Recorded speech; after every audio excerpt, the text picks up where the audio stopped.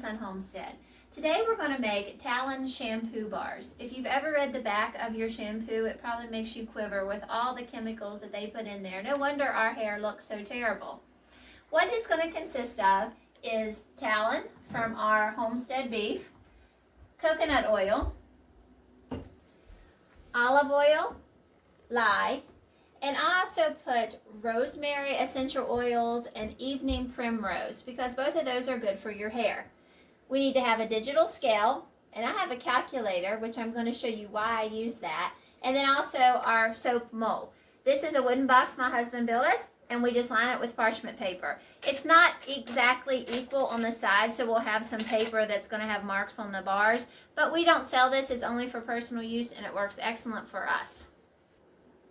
I have already weighed the tallow, the coconut oil, and the olive oil. Now I'm going to show you how I also weigh the castor oil. All this is done the same way. I turn my scale on, and you need to make sure that it is set to ounces because that's what our recipe calls for. This can be either grams or ounces. It's currently at ounces. I put my bowl on. I already know this bowl is going to weigh 15.8 ounces. So I do 15.8. I need 10 ounces of the castor oil. So I hit plus 10. That gives me 25.8. I'm going to divide that by 16 because there's 16 ounces in a pound. That will tell me I need 1.62 for the castor oil. That's what the total on the scale should read as I'm pouring.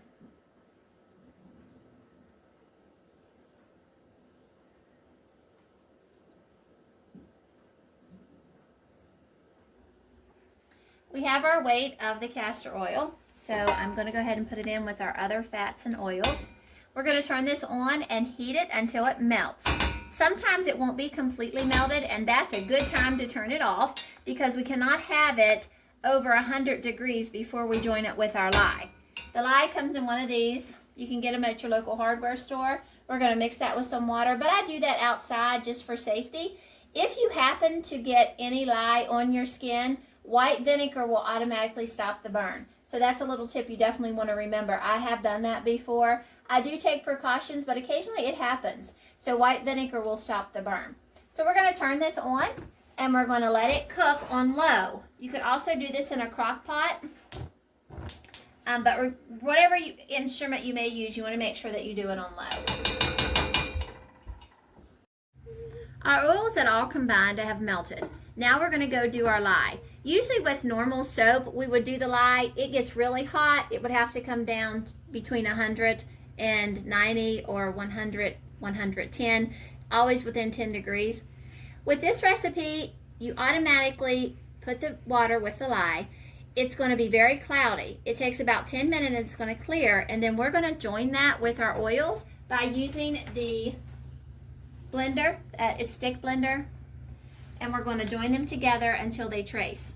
At this point is a good time to also add any smells that you want to, or anything that you think would enhance your oil. So at this time we're going to add our rosemary and our evening primrose. You can only add 2 ounces. I usually just pour it in. I don't measure that.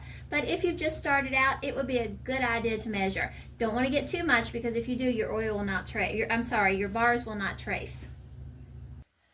We're now going to make our lye water. It takes 5.11 ounces of lye. Once this is done, we're going to let it set until the cloudiness leaves.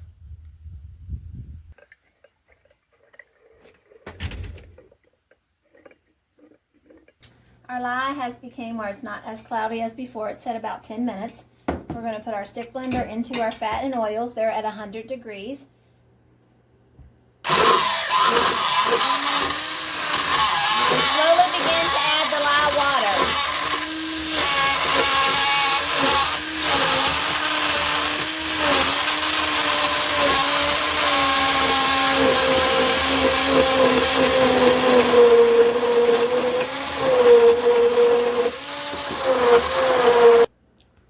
This is traced rather quickly, as you can see how thick it is. So now we're going to pour it into the soap mold.